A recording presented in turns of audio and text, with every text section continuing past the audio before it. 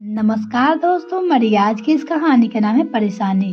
वृंदा की शादी को भी 3 महीने ही हुए थे और बहुत जल्दी ही उसने घर और घर वालों को अपना मान लिया था। साथ ही साथ वो घर के लोगों की नई नई आदतों से भी वाकिफ हो रही थी।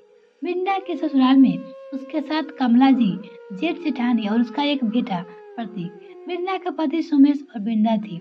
वृंदा अपने परिवार में कोई परेशानी नहीं थी।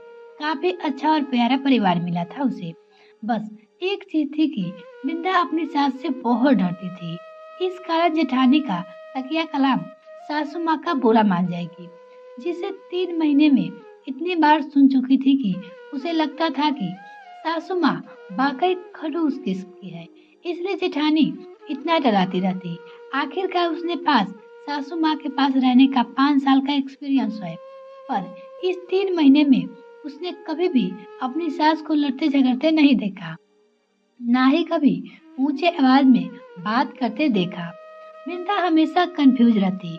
जब वृंदा शादी होकर आई थी, तभी उसकी जेठानी बस सासू माँ की बुराई ही करती रहती थी, जिससे वृंदा को भी लगने लगा था कि सासू माँ तेजताई और गुस्से वाली है।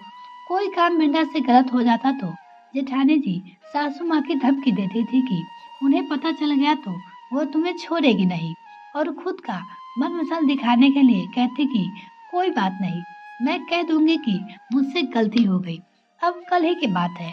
दोनों देवरानी जेठानी बाजार शॉपिंग करने गई थी।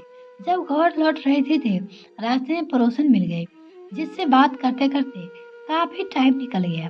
जब दोनों चलने की हुई तो जेठानी जी ने अपनी तकिया कलाम छोड़ा। हाँ हाँ, अब ज्यादा देर रुके तो हमें देर हो जाएगी, और फिर हम लेट पहुँचे तो सासू माँ बुरा मान जाएगी। हे भगवान, आज तो पक्का डांटना भी पड़ेगी। शॉपिंग करके दोनों जब घर पहुंची तो देखा सासू माँ तो जेठानी जी के बेटे को उपमा खिला रहे थे, जो शायद उन्होंने ही बनाया था।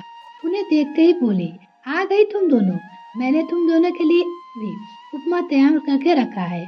फटाफट हाथ मुंह धोकर पहले नाश्ता कर लो। ऐसा कहकर वो फिर अपने काम में मग्न हो गई। बिंदा और जेठानी की सामान रख कर हाथ मुंह धोकर उपमा खाने बैठ गई। उपमा खाते ही बिंदा जी ने कहा, मम्मी जी, आपको वाकई बहुत अच्छा उपमा बनाया है।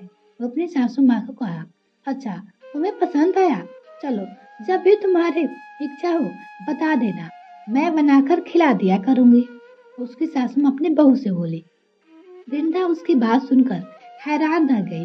क्या वाकई सासू माँ इतनी गुस्सैल है कि जेठानी जी हर बात में सासू माँ का बुरा मान जाएगी कहती है? उसके मन में यह उधेड़पन चल रही थी। रात को जब वो अपने कमरे में सोने गई तो उसने अपने पति सुमेश से कहा, सुमेश जी, मुझे एक बात समझ में नहीं आई। मैंने 3 महीने में कभी भी मम्मी जी को गुस्सा करते नहीं देखा, ना ही ऊंची आवाज में बात करते देखा है। फिर भी भाभी मम्मी से इतना क्यों ज्यादा डराती है? क्यों?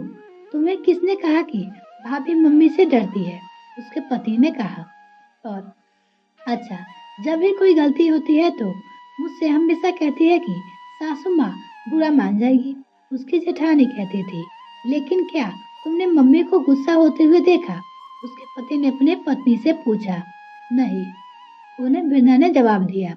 तो ये तो भाभी की आदत है, जो हर बात में यही कहती है कि सासू माँ बुरा मान जाएगी।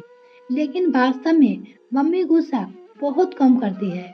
वो तो भाभी पर कभी किसी काम पर टोकती भी नहीं। लेकिन कुछ लोगों की आदत होती है खुद को बेचारी और दूसरों को अत्याचारी बनाने की।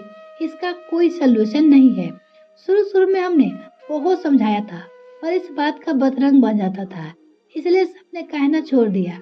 वैसे भी जो लोग हमें जानते हैं वो अच्छी तरह से जानते हैं कि कौन कैसा है। तुम भी दिल पर यह बात निकाल दो कि मम्मी हर बात बुरा मानती है। उनसे बेझिझक अपने दिल की बात कह सकती हो। उसके पति ने अपनी पत्नी से कहा। सुमेश के समझाने पर वृद्धा को समझ में आ गया कि सासू माँ बुरी नहीं है, वो तो बस बहू के बोले वचन की मारी है। कुछ बोले लोगों ने जानबूझकर खुद को प्रभावित दिखाने के लिए मजा आता है। शायद जेठानी जी को इन्हीं में से है। वो लोगों को आदत छुड़वाना मुश्किल ही नहीं, नामुमकिन भी है। ये कहानी आपको कैसी लगी कमेंट सेक्शन में लिखना ना भूले।